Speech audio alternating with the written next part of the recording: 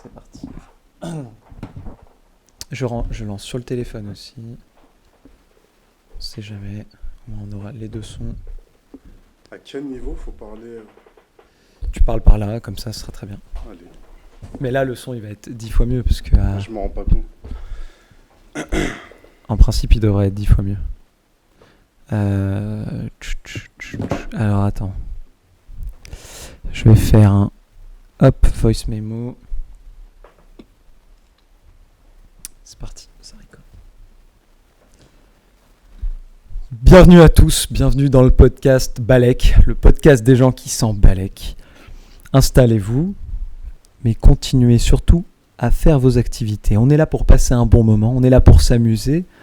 Alors, installez-vous confortablement dans votre canapé. Vous pouvez travailler, vous pouvez tondre la pelouse si vous avez envie, vous pouvez, vous pouvez faire ce que vous voulez. Vraiment, on est à la cool, on est en détente. Et je suis ici avec mon pote, mon fraté, Blaise. Yes, bonjour à tous. Alors avant de commencer, toujours le petit disclaimer. Sachez que dans mes propos, il y aura forcément des généralisations, des distorsions, des omissions.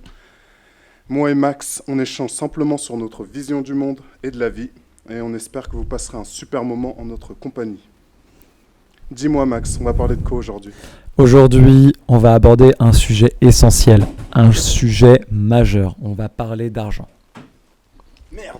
Le sujet tabou en France, quoi. Ouais. On va parler d'oseille, on va parler des pépettes, On va parler de thunes, de moula. On va parler aussi de notre parcours personnel avec l'argent, de nos galères avec l'argent, de notre rapport à l'argent. Notre rapport. Ça va vraiment être un bon moment parce que y a pas beaucoup de gens qui parlent d'argent en France et D'ailleurs, ça vient d'où ça, à ton avis ?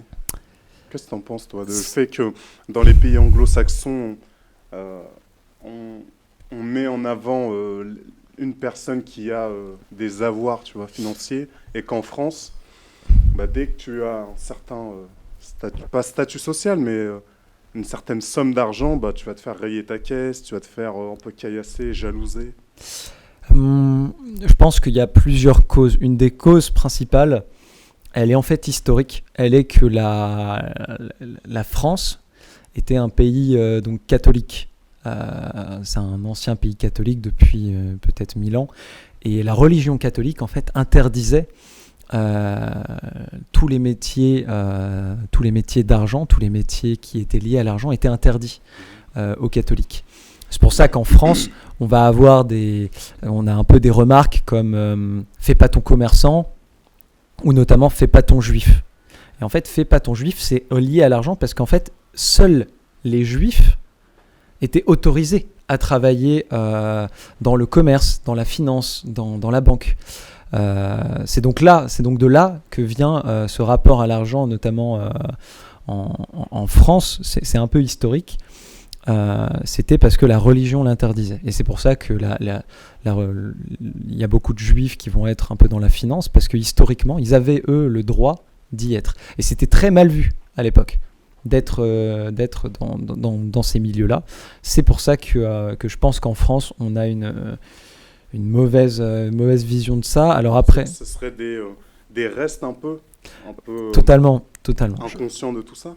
Ouais, c'est des restes en fait de notre histoire, de notre passé, et en fait les générations ont transmis un peu ce côté négatif. Alors après, je pense qu'il y a d'autres côtés. La France, c'est notamment un pays de révolutionnaires. On est un des pays avec l'Angleterre aussi, qui a coupé la tête de son roi. Donc on a l'habitude de se révolter, on a l'habitude de s'indigner, on va dire, même si les Anglais se sont indignés aussi. Donc je ne saurais pas te dire la différence fondamentale, parce qu'il faudrait vraiment étudier du coup historiquement ça. Je sais qu'en France, en tout cas, il y avait cette notion historique liée à l'argent qui était interdite par la religion et donc mal vue. Et c'est pour ça qu'aujourd'hui, on a beaucoup d'insultes liées à l'argent. Fais pas ton commerçant, fais pas ton vendeur de tapis. Ouais, c'est vrai, c'est très mal connoté. C'est vrai, hein. C'est vrai qu'en France, on n'aime pas vendre. Ouais. Vendre, c'est un peu vulgaire, tu vois.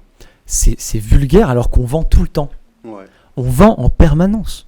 on vend en permanence, par exemple quand on est avec notre femme, on va vendre le plat qu'on va manger le soir, qu'on a envie de manger le soir, on va vendre le restaurant dans lequel on a envie d'aller. Le film qu'on va voir au cinéma. Exactement, on vend tout et tout le temps. C'est juste qu'en France, on a peut-être un peu oublié ça. Ça a tendance à changer d'ailleurs. Hein. Ça a tendance à évoluer dans le sens où, avec la mondialisation et surtout l'américanisation de la société française, ça commence à rentrer dans les esprits un peu, tu vois. Ça rentre totalement dans les mœurs.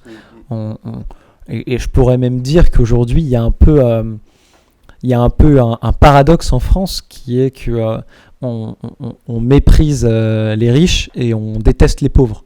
Donc en fait, on est dans un paradoxe complet où la richesse est mal vue et en même temps mal vue un peu dans les mœurs, mais extrêmement bien vue dans la vie courante. Par exemple, il suffit de voir comment les riches sont regardés et respectés. Typiquement, un Mark Zuckerberg qui s'habille en jogging et en sweat pourrait aller dans une soirée guindée et serait le plus respecté, alors qu'un clodo qui serait sapé, ou un mec au RSA ou au chômage qui serait sapé le mieux possible, le serait pas forcément si les gens connaissent bien sûr sa situation. C'est évidemment ça. Le regard des gens change en fonction de la situation financière de la personne. Et je pense que ça, c'est un des critères fondamentaux en France, mais je pense dans le monde entier, qui est que l'argent change ce qu'on appelle l'éthos en fait. L'éthos en grec, c'est la personne en elle-même, c'est ce que tu dégages, c'est ce que tu représentes aux autres. Par exemple, un médecin, du fait de sa profession, a un éthos extrêmement puissant. Il va pouvoir convaincre très facilement, il va pouvoir impressionner très facilement de par son éthos. C'est une figure d'autorité dans n'importe quelle situation. Exactement. Et plus on a d'argent, plus notre éthos grandit. Alors c'est pas forcément vrai pour certaines professions. Par exemple, le président de la République sera peut-être plus respecté, est plus respecté que... Macron, il s'est fait gifler quand même.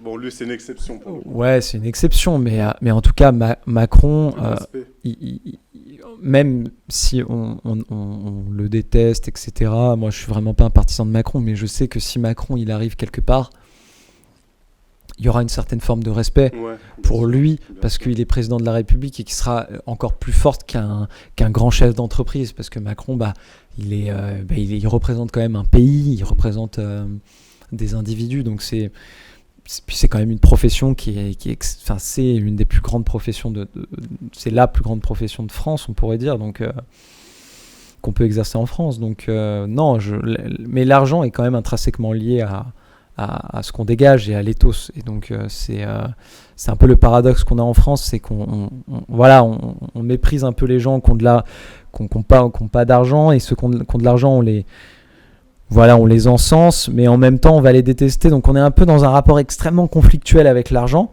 et même nous-mêmes généralement on a un rapport conflictuel avec l'argent.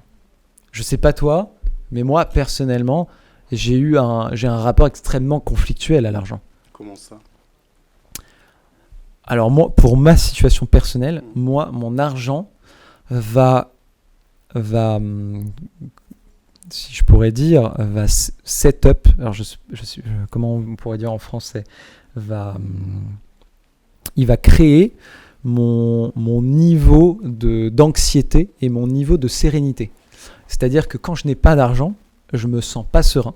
Et quand j'en ai, je me sens serein et je me sens mieux. Et je me sens plus en confiance dans ma peau, et même j'ai plus de confiance en moi. Et je pense que ça s'explique par le fait que moi j'ai une vision à l'argent qui est de l'ordre de la survie. C'est-à-dire que je vois ça comme un moyen d'avoir un toit, comme un moyen d'avoir de la nourriture, et comme un moyen surtout au final d'être libre. Et quand je manque d'argent, alors je dois prévoir par exemple les imprévus, et je dois prévoir mes déplacements, et donc je dois prévoir ce que je vais manger et me restreindre. Donc j'ai un rapport à l'argent qui est de l'ordre de plus j'ai de l'argent, plus j'ai de liberté, plus je suis serein. Donc par exemple sur mon compte en banque, si j'ai 10 000 euros, dans ma tête, c'est très bizarre, hein, mais je vais faire le calcul des loyers que je vais pouvoir payer, de la nourriture que je vais pouvoir consommer. Donc je divise les 10 000 euros en mois et je me dis, ah putain, génial, je peux... Ouais, j'ai 8 mois devant moi. Voilà, exactement.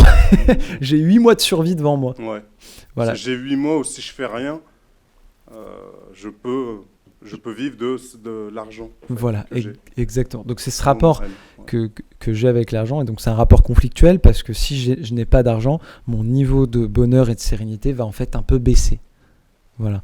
Donc c'est un peu, voilà, j'ai un rapport assez conflictuel, mais j'ai un... Tu dois pas être le seul. Hein.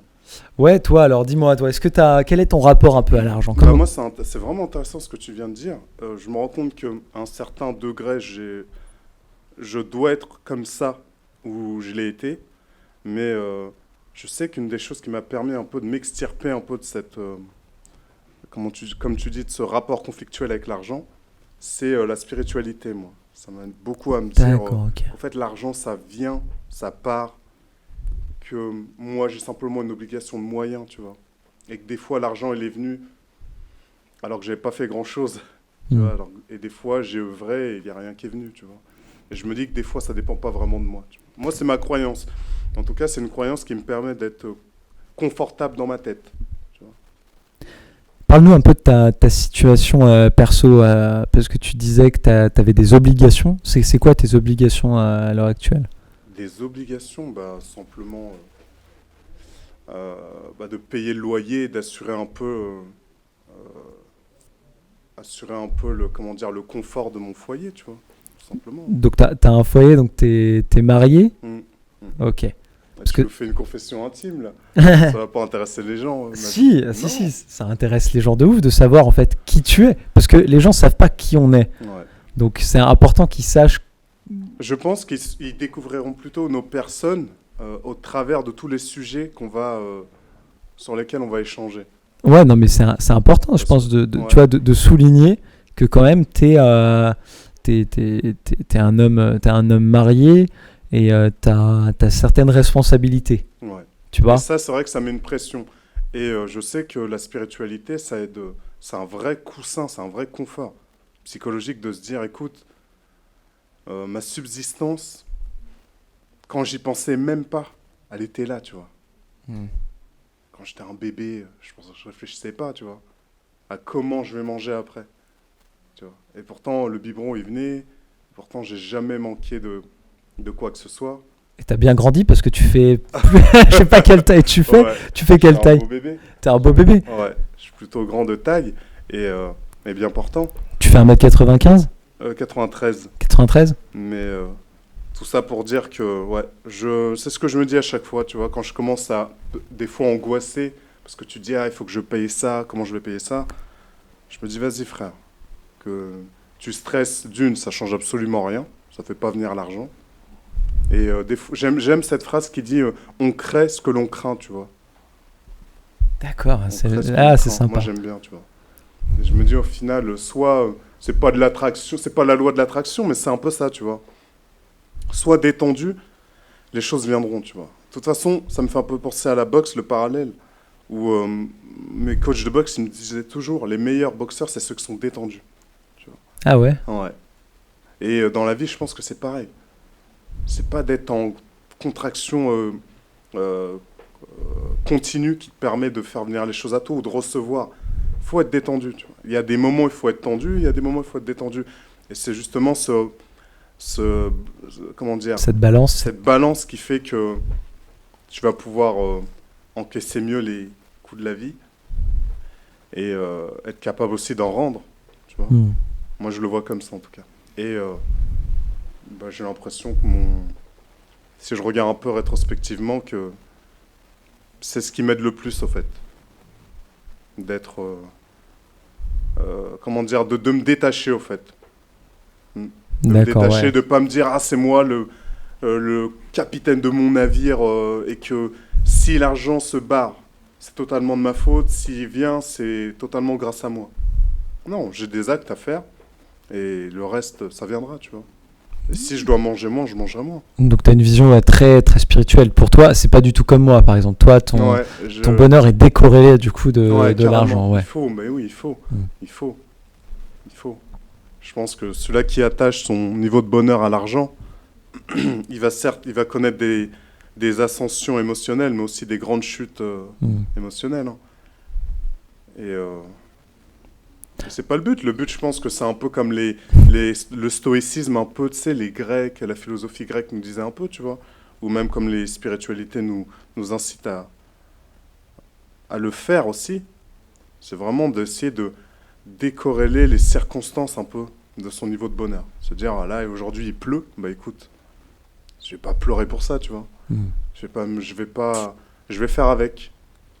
Je vais faire avec. Il y a des choses qui nous échappent.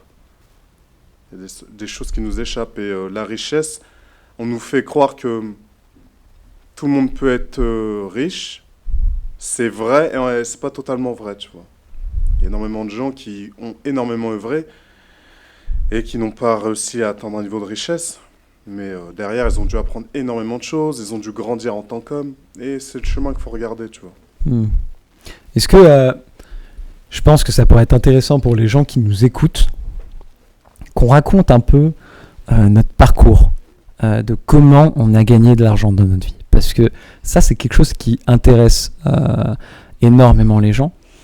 Toi, comment tu as gagné de l'argent? Quelles sont les premières sommes d'argent que tu as gagnées, les premiers tafs que tu as fait? Ouais, alors, je pourrais te dire, tu sais, je commence à... C'est quoi un peu ton parcours? Ouais. Moi, j'ai eu la chance de faire énormément de taf. J'ai travaillé avec les enfants. Travailler avec les enfants, tu sais, dans l'animation et tout, tu sais bien que ça paye pas beaucoup. Hein. T'as passé ton BAFA toi aussi? Non, je l'ai pas passé, mais à chaque fois, il y a un pourcentage de personnes qui peuvent être recrutées sans BAFA. Je faisais souvent partie de ces... Ah ouais? Ouais, de ce ratio-là, tu vois. De cette proportion-là. Et ouais, c'est des petits boulots, au final, qui m'ont apporté beaucoup de moments de plaisir et de joie. Mais c'était très... Enfin, c'est payé, voilà, c'est payé le minimum syndical, tu vois. Et au final, moi, c'est que récemment que j'ai commencé à avoir des salaires, on va dire, élevés. Je dirais même pas élevés, c'est des salaires normaux. Élevés par rapport à qui? Oui, par rapport à un smicard. Mais par rapport à un ingénieur, c'est pas élevé, tu vois. Combien tu gagnes et qu'est-ce que tu fais pour gagner ta vie, du coup? Moi, je suis entrepreneur, donc... ça peut être fluctuant. À un moment, je peux gagner 1002. Et des fois, ça va se rapprocher des 3000, tu vois. Donc, c'est fluctuant. Et moi, justement, mon but, là, maintenant, c'est d'être capable d'essayer de... comment dire, rendre ça un peu plus... moins fluctuant, moins aléatoire. Ouais, d'avoir un truc un peu plus stable. Exactement, ouais. Bien sûr. C'est d'avoir un salaire, pas forcément le plus élevé, mais quelque chose qui est très constant dans la durée. Ouais. T'aimes bien? Je le vois un peu comme dans le sport, le but c'est de durer, tu vois. Ouais, c'est pas de faire des gros coups. Bah oui, c'est pas de faire un mois 1000 € et un autre mois 4000 ou 5000. Tu vois, c'est pas intéressant. Je préfère faire 2000 € et être entre guillemets sûr de faire ça toute l'année, tu vois. D'accord, et du coup, tu exerces quoi? Tu fais du coaching, hein, c'est ça? Ouais, c'est ça, ouais. Je fais du coaching sportif personnalisé. Donc je suis indépendant et ça, c'est plutôt sympa. Ok, bon, bah cool.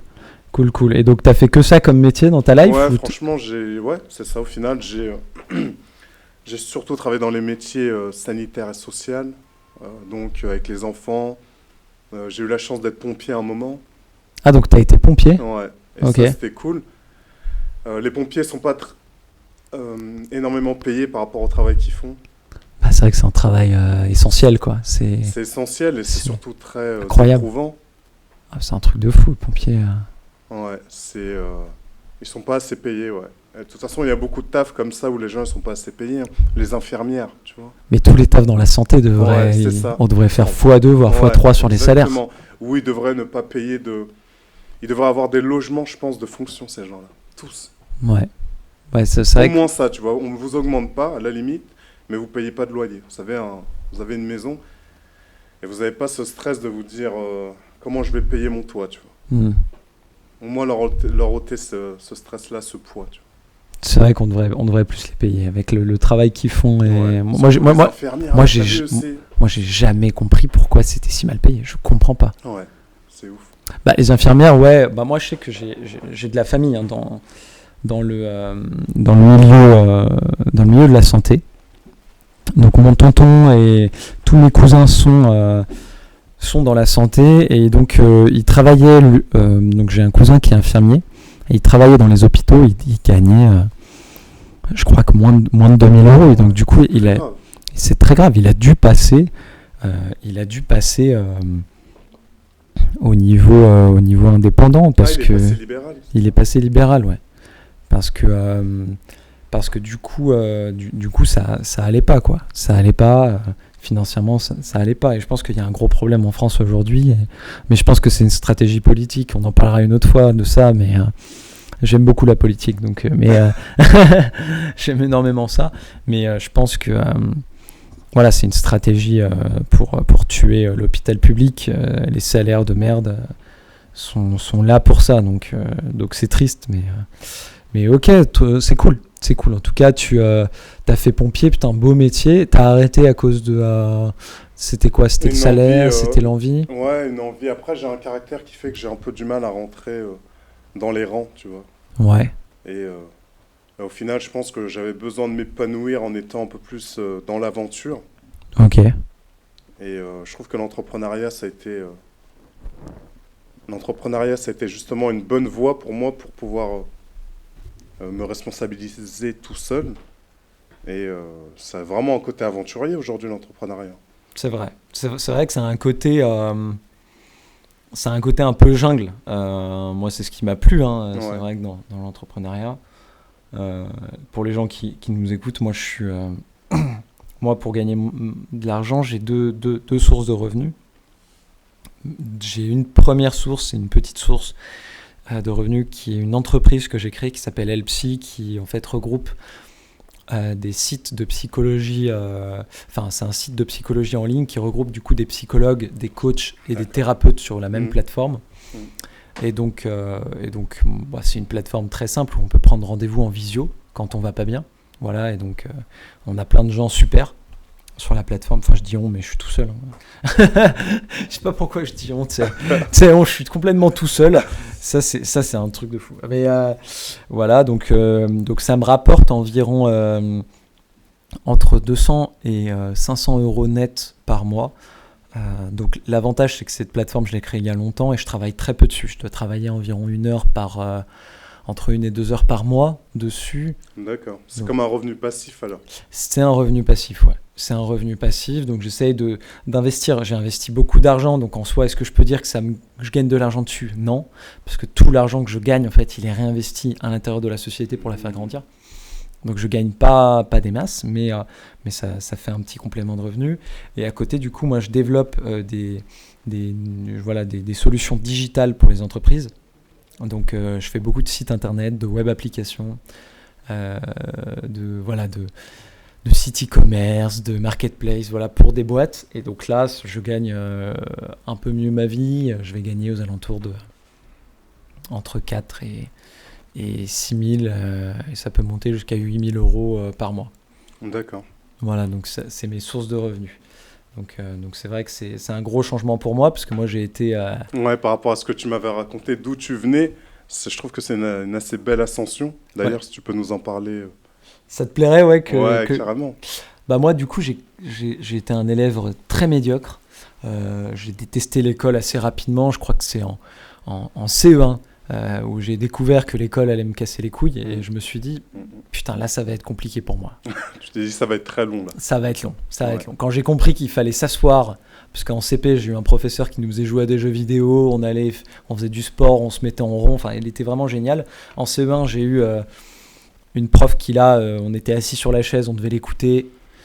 Et je me suis dit, ouh là là, si c'est comme ça, ça va être très, très, très, très long. Et donc, ouais, ce que là a été chaotique. Et donc, moi, j'ai arrêté après le bac. J'ai tenté une fac de sport, ça m'a pas plu. J'ai compris très vite que c'était pas pour moi. Fac de droit, après, pareil, donc j'ai arrêté. Et donc, entre-temps, mon grand-père est tombé malade, donc je me suis occupé de lui pendant 6 mois. Jusqu'à ce qu'il décède. Ensuite, je suis parti, je savais pas du tout ce que je voulais faire. J'étais complètement perdu, moi, dans ma vie. Parce que moi, mes potes faisaient des études supérieures. Moi, j'étais on peut dire à la rue, enfin, à la rue, entre guillemets, à la rue. J'étais pas à la rue parce que Dieu bénisse ma mère. Elle m'a gardé sous son toit. Elle m'a nourri, logé pendant des années. C'est grâce à elle, notamment, que j'ai réussi. J'en serais pas là aujourd'hui Si Il y a toujours une femme dans la réussite d'un homme. Ah, mais là, Toujours, ouais, toujours, non, toujours. c'est... Ou elle est à côté ou C'est sûr. Bah, Ouais. moi, clairement, derrière. Mais... typiquement, c'est ma mère, hein, qui m'a soutenu et qui m'a logé, nourri pendant des années. Et donc, ouais, donc je suis revenu d'Australie. Je savais que je voulais être entrepreneur. Je savais pas comment. Donc, tu es parti en Australie, c'est ça? Quand tu étais paumé, tu es parti en Australie. Bah ouais, j'étais complètement paumé. Et du coup, j'ai pris un billet d'avion. Et j'ai pris un billet d'avion avec mon visa. Et je suis parti avec, du coup, 3 jours dans un hôtel. J'avais pris 3 jours dans un hôtel. Et je me suis dit, allez, bah, démerde-toi. Et parce que ma plus grande peur, qui d'ailleurs est liée à l'argent, c'était la survie. Est-ce que je peux survivre dans ce monde, en fait? Dans le monde capitaliste, est-ce que je peux survivre? Et en fait, je me suis rendu compte que je pouvais survivre. Donc je suis arrivé là-bas, j'ai réussi à me démerder. Et j'ai vraiment réussi à me sortir. Est-ce que tu veux que je débriefe un peu mon voyage? Tu peux développer. Ouais, bien sûr, tu veux que je développe périple. mon voyage? Ouais. Ça peut peut-être intéresser les gens Mais carrément. qui veulent voyager pour voir. Donc déjà, pour aller en Australie, ce qu'il faut savoir, c'est qu'il faut avoir 3 000 € sur son compte en banque quand on a acheté son visa et tout. C'est une des caractéristiques pour partir en C'est une Australie. prérogative. Ouais. Voilà. Et donc ensuite, je suis arrivé là-bas. Très rapidement, j'ai essayé de trouver un travail, mais j'ai vu que j'avais un problème, c'était l'anglais. Parce que je n'avais pas suivi de cours. Moi, j'ai appris l'anglais au travers des jeux vidéo. Ouais. Notamment League of Legends et Fallout et Dark Souls qui m'ont énormément appris l'anglais. Voilà, j'ai appris l'anglais comme ça. Et donc je suis arrivé là-bas et en fait je savais très bien lire l'anglais. J'arrivais à le comprendre. Par contre, j'arrivais pas, enfin même le comprendre, j'avais un peu du mal parce que l'accent là-bas est assez fort et ils parlent très vite et on se rend compte qu'on a un niveau assez faible en fait quand le niveau en français est assez faible c'est clair, en langue. Ouais, c'est clair.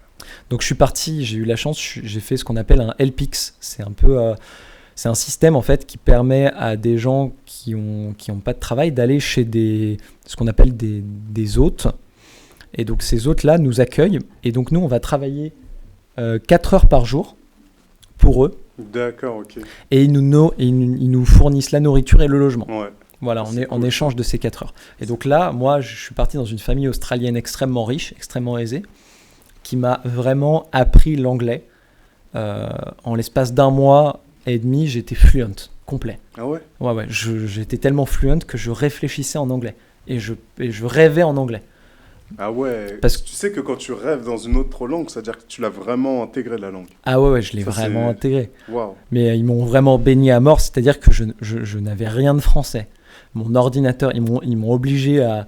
Ils m'ont dit, il faut que tu mettes ton ordinateur, ton téléphone en anglais, on va regarder la télé en anglais, il faut que tu parles avec le moins de français possible, etc. Donc j'étais baigné dans l'anglais du matin au soir, et j'étais tellement baigné dans l'anglais que j'avais mal au crâne le soir, j'avais du mal à m'endormir parce que ma tête allait exploser. Mais ça m'a permis d'apprendre l'anglais. Et ensuite, au bout d'un moment, moi, j'étais trop bien dans cette famille, donc j'avais pris trop mes aises. Ils m'ont un peu poussé vers la porte de sortie. Ils m'ont dit, bon, bah maintenant, il faudrait que tu trouves un travail et tout. Et donc, je suis parti en ville. Je me suis pris un logement et j'ai commencé à chercher du travail. Donc, ça a été un peu le parcours du combattant parce que j'avais plus beaucoup de sous. Et donc, j'ai pu me payer 2 semaines de logement. Et au bout de la 2e semaine, il me restait $50 sur mon compte en banque. Ah oui. Donc la semaine d'après, je dégageais de mon loyer. Enfin, je dégageais de mon logement parce que je pouvais plus payer le loyer. Bien sûr. Tu avais une grosse pression Énorme pression. dès le réveil, quoi. Dès le Je sais même réveil. pas si tu arrivais à dormir. Mais... Bah, j'avais du mal à dormir parce que je me disais, putain, je vais finir à la rue, quoi. Ouais. Waouh. Et coup de chance, j'ai trouvé un taf sur Gumtree, qui est le bon coin australien. J'ai D'accord. trouvé un travail de plongeur dans un restaurant italien assez renommé, enfin un truc un peu classos. Et donc voilà, donc ça m'a un peu sauvé. Et puis dans le même temps, j'ai pu travailler en tant que livreur de repas chez Deliveroo. Donc je me suis acheté un vélo de merde et avec le peu que j'avais, j'ai demandé à mon premier salaire de plongeur pour me payer un vélo en avance.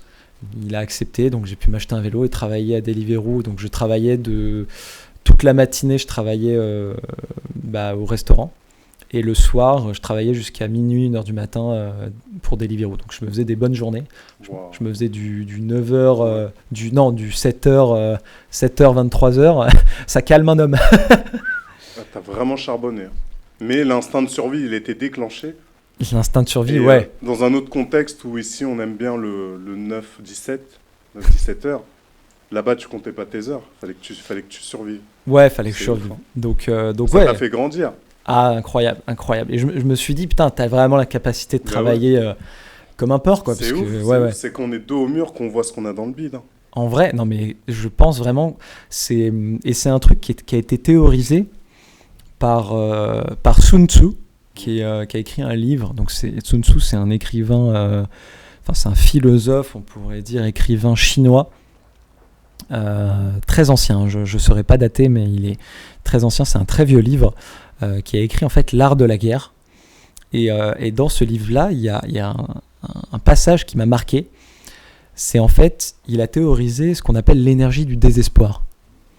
Et l'énergie du désespoir, en fait, c'est une énergie que les êtres humains peuvent débloquer. C'est comme un truc qu'on a en nous, qu'on débloque quand on est dos au mur.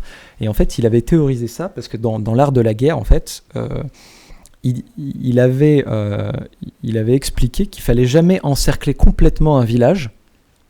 Parce que si on encerclait complètement un village, les villageois allaient se rebeller, vu qu'ils n'avaient plus rien à perdre, et ils allaient se battre jusqu'à la mort, femmes, enfants compris, tout le monde allait se battre jusqu'à la mort, et donc du coup, on allait avoir des pertes parmi nos soldats, parce qu'un villageois allait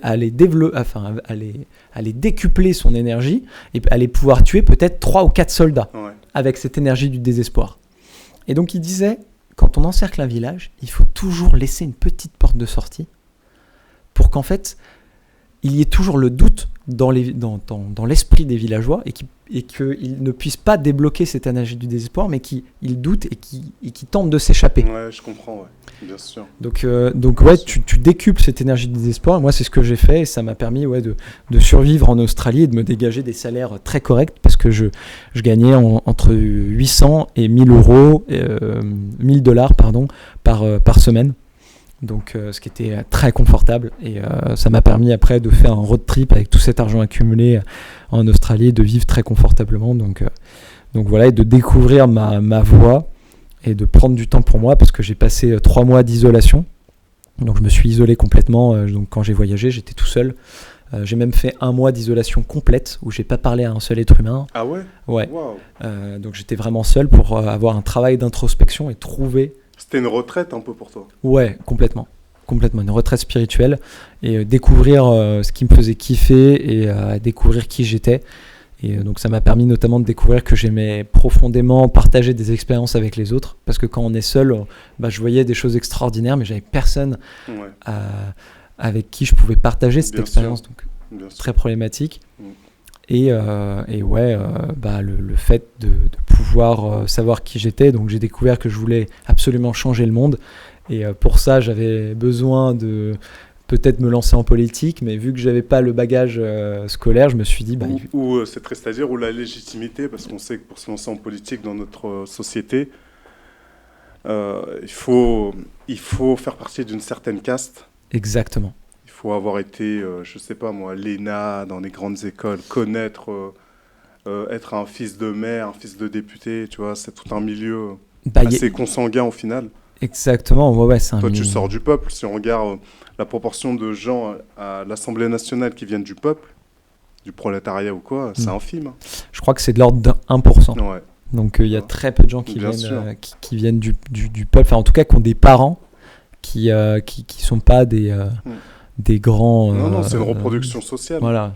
Bourdieu, il en parlait, le sociologue. Ouais. Il disait il y a une certaine reproduction sociale en France, et je pense que c'est clair pour tout le monde. On n'a pas besoin de lire le bouquin pour s'en rendre compte. Excuse-moi pour la petite aparté. Ouais, et donc, t'es revenu en France ensuite ? Ouais, je suis revenu en France et là j'ai essayé du coup de créer des entreprises. Donc je me suis lancé sur un sujet que je connaissais bien, qui était Internet et le développement de sites Internet, parce que j'avais commencé à en développer depuis que j'ai l'âge de 12 ans. J'avais développé mon premier site à 12 ans et j'avais un peu kiffé. Donc voilà, je me suis lancé là-dedans et j'ai eu énormément d'échecs. et d'échec en échec. Voilà, donc j'ai vécu pendant 5 ans, pendant 3 ans, non, pendant 4 ans, j'ai vécu avec rien du tout, donc 0 € par mois. Donc, Et pas le RSA, le revenu minimum RMI, là, je sais pas de RSA. Ah ouais. Non, parce que tu avais moins de 25 ans. J'avais moins de 25 ans. Donc de mes 21 à mes 25, j'ai vécu sans le RSA. Donc je faisais des petits boulots à droite à gauche de déménageur, j'ai fait homme de ménage, j'ai fait cantinier, j'ai fait... Il n'y a pas de sous-métier, hein. Franchement c'est noble de gagner sa croûte ouais. En faisant des choses déjà utiles. Ce que tu faisais c'était des boulots utiles. Hein. Ouais, bien sûr. Et en plus de ça, c'était légal. J'ai toujours fait des métiers légaux et c'est vrai que c'est un truc, on se pose vraiment la question quand on n'a pas d'argent, est-ce que je passe dans le côté obscur de la force ou est-ce que je reste dans le côté clair. Et moi je suis tellement attaché à ma liberté et à ma tranquillité d'esprit, par exemple tu vois, je peux croiser un flic sans avoir peur, que je n'ai pas pu basculer dans le côté obscur, on va dire, entre guillemets, de la force, de faire... Voilà, de vendre de la drogue, ou même si j'aurais pu avoir vraiment l'occasion de le faire, notamment parce que j'avais des connaissances dans tout ce qui est dark web. Donc c'était quelque chose qui était faisable pour moi à l'époque, mais j'ai décidé de prendre le chemin un peu plus dur, et donc de faire des métiers un peu difficiles, et voilà, je gagnais ma vie un peu comme ça. Et ça a été à quel moment où tu as eu on va dire, tu as commencé ton ascension en fait? Donc là, tu as enchaîné plein de petits boulots, c'était assez laborieux. Très laborieux, très laborieux, parce que je gagnais environ entre 4 et 600... je dirais que je gagnais en moyenne 400 € par mois, ce qui est assez difficile pour vivre, pour aller en vacances, c'est très dur. Quand on n'a pas d'argent, c'est très dur. On doit tout calculer, tout le temps. Je pense que les auditeurs les gens qui nous écoutent, qui n'ont pas beaucoup d'argent, ils doivent se reconnaître. Et moi, j'ai vécu ça vraiment longtemps. Et même maintenant, depuis que je gagne extrêmement bien ma vie, je me considère comme quelqu'un de riche aujourd'hui. Enfin, pas très riche, mais en tout cas de aisé. Je veux pas riche, mais aisé. Et je calcule toujours, en tout cas, tout ce que je dépense. Et donc, j'ai commencé cette ascension avec la création de ma société Helpsy, qui n'a pas fonctionné, mais par contre, qui m'a donné en fait un booster. Et en fait, des entreprises je me suis lancé sur une plateforme qui s'appelle Malt, qui est en fait une plateforme de freelance. Et donc, j'ai proposé mes services à des entreprises. Et quand ils ont vu tous les projets que j'avais fait, notamment ce projet-là, Helpsy, j'ai commencé à avoir des contrats. Et donc, j'ai travaillé avec des entreprises. Et de petit à petit, mon salaire augmentait mécaniquement. Et j'avais de plus en plus de projets. Et ça m'a permis de me libérer financièrement de patron, entre guillemets, même si je ne suis pas forcément extrêmement libre, parce que je dois répondre à mes clients. Ouais. Donc, on est un peu mes clients sont mes patrons. Au final. Mais voilà, c'est ça qui m'a libéré, en tout cas mentalement. Je me sens 1000 fois mieux aujourd'hui qu'il y a quelques années. Voilà, donc, mais même le RSA, quand je l'ai touché, ça a été incroyable. Ça a été fou pour moi de toucher le RSA. Ah ouais? Complet. C'était une bouffée d'oxygène pour toi? Mais incroyable. Mais c'était l'assurance que chaque mois, tu allais toucher quelque chose. Ouais, mais c'est hallucinant. Pour moi, toucher le RSA, de pouvoir passer tout mon temps à travailler sur mes projets, mais ça m'a permis de développer Helpsy à une vitesse folle, parce qu'avant, je devais aller travailler le dimanche ou le samedi, ou même en journée. Donc, quand on revient du travail, on n'a pas la tête à travailler. On n'a pas envie de faire l'effort de se plonger dans un travail intellectuel fastidieux.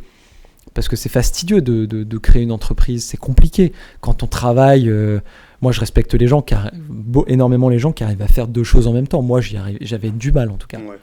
Donc non, le RSA a été une bouffée d'oxygène.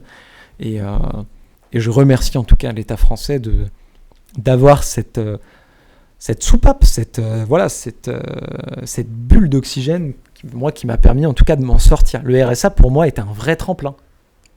Ça m'a permis de m'émanciper en tout cas. Ouais, je comprends, ouais. Et ça m'a permis surtout de ne pas tomber en dépression et de vivre constamment dans l'angoisse du waouh, comment je vais faire pour avoir un minimum de revenus. Parce que c'est vrai que l'argent, on n'y pense pas, mais c'est une vraie vraie source de problèmes et c'est une vraie source d'embrouille, que ce soit avec les proches, que ce soit avec nous-mêmes. Et regarde, lorsqu'il y a un décès, chez les notaires, ils doivent pouvoir le confirmer, ça. Tu vois, quand il y a un décès, des familles qui s'entre-déchirent. Complètement. Qui se font la guerre parce qu'il y a une histoire d'héritage, tu vois. Ou des fois aussi le manque d'argent. Là, on sait que durant le Covid, il y a eu énormément de couples qui ont explosé. C'était pas le Covid, hein. C'était toutes les conséquences économiques du Covid qui a fait que les couples se sont désintégrés, tu vois. Non, mais je pense que l'argent c'est quand même très... Moi, j'ai vécu en tout cas mes parents. J'ai vécu avec mes parents, mes deux parents de l'âge de ma naissance à 7 ans. Et ils se sont déchirés. Il y a eu, en tout cas, après le divorce de mes parents, parce que ça a été un divorce qui était lié à une tromperie et un manque d'amour, je pense. Et à la fin de ce divorce, mes parents se sont énormément embrouillés à cause de l'argent. Parce qu'il y avait les pensions alimentaires, etc. Mais ça a été incroyable. Et je pense c'était la guerre. C'est la guerre. L'argent, c'est...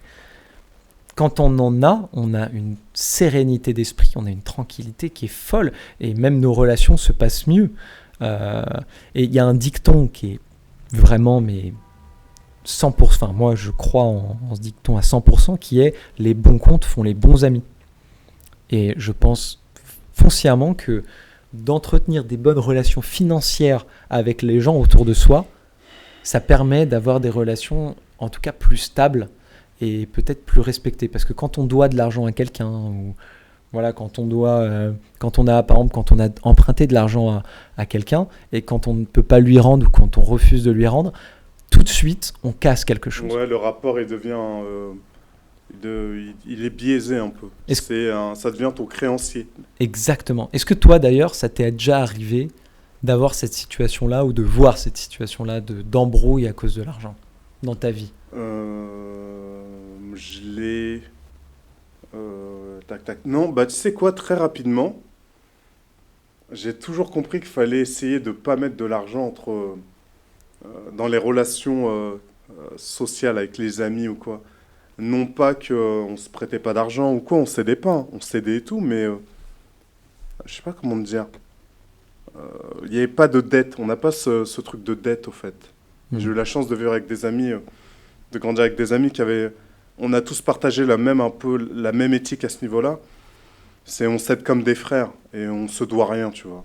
Tu m'aideras quand moi je serai dans la merde, toi tu m'aideras, à la limite. C'était que ça la dette. C'était pas je te donne une somme, je te prête une somme et tu dois me la rendre avant le jour J, tu vois. Et ça, j'ai eu vraiment la chance et très rapidement j'ai compris que c'est vrai que l'argent, quand tu le mets, je sais pas comment te dire, quand il y a des transactions financières avec les gens proches, ça peut être une situation explosive, tu vois. Donc je me suis toujours un peu préservé de ça. Ouais, au final. Si j'ai besoin d'argent, je vais voir le banquier, tu vois. C'est tout. Mais love money, tout ça, tu connais, hein, love money et tout, j'évite. Ok. T'as déjà eu des besoins d'argent ? Ou t'as toujours été... Non, bien sûr que oui, comme tout le monde. Toujours, même aujourd'hui, j'ai besoin d'argent. Mais un besoin, je veux dire, vital, tu vois. Pour moi, besoin d'argent... Non, vital, non. Alors, c'était peut-être une perception, mais au final, quand tu y repenses, on est en France, tu vois. On est en France, donc un besoin vital d'argent, non, je pense pas. Parce que même quelqu'un qui n'a pas d'argent, aujourd'hui, en France, il peut manger. Il va dans une association. C'est vrai, hein. C'est vrai. Grâce à... Il y a une loi qui est passée il y a quelques années, là, qui permet... qui force les grandes industries à ne pas jeter la bouffe. Tu le savais, ça ? Ouais, alors, c'est pas encore respecté, hein, ah mais ouais, non, pas encore. En encore. tout cas, je sais qu'il y a beaucoup d'assos qui se sont liés avec des grandes enseignes et qui, à chaque fois, récupèrent des tonnes de nourriture et qui distribuent. Des fois, ça reste même dans leurs mains. Enfin, ils savent pas quoi en faire. En France, pour ne pas manger... C'est compliqué. Ouais, faut pas faire l'effort, quoi. Je pense que les gens qui ont du mal à manger... alors pour tous les reportages que j'ai vus, moi personnellement dans ma vie, je n'ai jamais eu de problème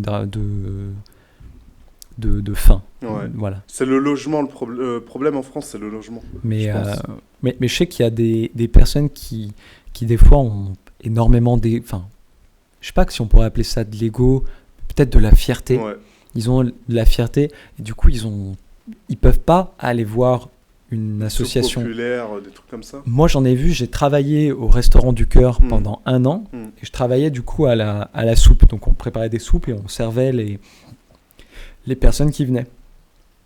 Et il y avait une dame, je me souviens, qui m'avait raconté que c'était la première fois qu'elle venait, qu'elle avait honte et qu'elle se sentait mal et malade d'être là et de demander l'aumône. Et je pense qu'il y a des gens... Et elle me disait que là, elle n'avait pas le choix, qu'elle avait vraiment faim et qu'elle pouvait plus supporter la faim qu'elle s'auto-infligeait. Wow.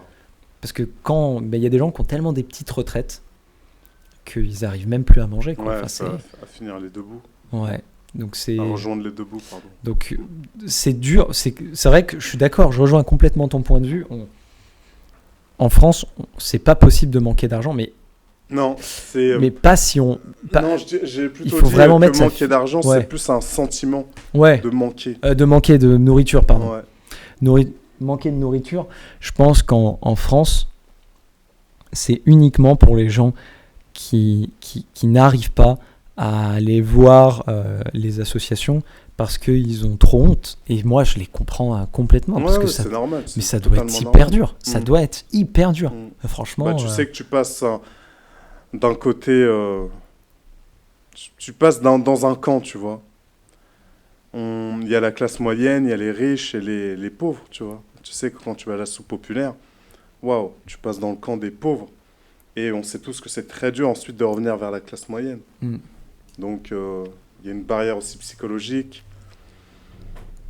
Mais il faut voir ça, c'est comme le RSA dont tu parlais, il faut voir ça de façon temporaire. C'est une bouffée d'oxygène, c'est une aide. Exactement. Je l'utilise pour pouvoir upgrader après, tu vois. Totalement. Je pense que les gens devraient vraiment le voir comme ça et ne pas s'inquiéter de leur fierté. Les gens qui travaillent dans ces associations, c'est des gens hyper bienveillants. Mais oui, sans jugement et tout. Sans jugement. Extraordinaire. Genre moi je me souviens personne jugeait les gens qui venaient là. On servait n'importe qui, n'importe quel type de personne, même des gens bourrés. Il y avait des gens qui venaient, ils étaient complètement bourrés. On les servait, et on les jugeait pas. Non. Et c'est ce que j'ai trouvé beau. Même les gens bourrés, on se disait... on nous expliquait, en tout cas, enfin moi j'avais quelqu'un qui était vraiment super, mon supérieur dans les Restos du Cœur m'avait vraiment expliqué ça. Il m'avait dit, parce que j'étais jeune, hein, j'avais 18 ans je crois quand je travaillais là-bas. Il m'avait expliqué que fallait pas en vouloir aux gens, aux SDF, s'ils se bourraient la gueule et s'ils fumaient des cigarettes, parce que on connaît pas leur passif, on connaît pas tout ce qu'ils ont vécu. Et donc juger ces personnes sur cet instant T, c'est pas bien, parce que tu n'as pas vécu ce qu'il a vécu. C'est une grosse bêtise, ouais. C'est une grosse bêtise. Bien sûr. Donc voilà, donc je pense qu'il faut pas hésiter à y aller et voilà, et prendre ça exactement comme le RSA, comme ce que tu as dit. Franchement, c'est top, c'est une bouffée d'oxygène, c'est un trampoline. Ouais. Et c'est une béquille, c'est une béquille temporaire, tu vois. Tu l'utilises et tu te dis, je me rééduque avec ça, et après, je reprends ma marche sans ça, tu vois. Voilà, ouais. Totalement. Et je pense que c'est quelque chose qui est vraiment bien en France, qu'on a tendance à oublier, qu'il y a quand même une belle solidarité. Il y a des belles assos et ça fait plaisir, parce que il y a quand même ce filet de sécurité entre guillemets, quoi, qui est là. Carrément. Du coup, je pense qu'on a quand même pas mal abordé ce sujet-là, mais toi, comment tu vois l'argent en rapport avec l'amour, les relations amoureuses et les femmes en général, en tant qu'homme? C'est vrai que on va parler, attention, petit disclaimer, on va parler en tant qu'homme, avec le prisme vraiment masculin. Le prisme masculin, et en plus on est tous les deux hétéros. Voilà, donc merci de le préciser. Et c'est vrai qu'on a tous grandi plus ou moins, les jeunes, avec la croyance que quand tu as de l'argent, les femmes viennent à toi, tu vois. Et que finalement, implicitement, ça voulait dire quoi? Que les femmes étaient vénales. C'est grave quand même, tu vois. C'est grave. elles sont pas plus vénales que les hommes, tu vois. Et au final, je me suis... ouais, on va devoir arrêter là. Merci à tous en tout cas de nous avoir écoutés. On vient de faire la partie 1 sur l'argent. Il va y avoir beaucoup de parties parce que là, on a abordé qu'un seul point de l'argent. On a encore beaucoup de choses à dire. Dans le prochain podcast, on va aborder le sujet de l'amour et de l'argent. Sujet épineux, mais essentiel. Essentiel parce qu'on a tous... comment dire? On a tous un rapport. On a tous expérimenté le fait d'avoir de l'argent ou de ne pas en avoir, et le fait d'avoir une relation amoureuse ou pas. Donc, c'est un sujet qui va faire écho chez beaucoup de monde, je pense. Voilà, donc on a hâte de vous retrouver la semaine prochaine. Enfin, pour nous en tout cas. Moi, j'ai kiffé encore une fois, Max. Merci pour le moment, merci pour la qualité de présence, merci pour la qualité du moment, c'était vraiment sympa. Moi, c'est toujours un plaisir, Blaise. Ouais. Et j'espère que c'est réciproque pour vous, pour ceux qui écoutent. Et comme on vous le disait, hein, ça reste une discussion entre potes. Donc j'espère que vous avez kiffé comme si vous étiez avec nous.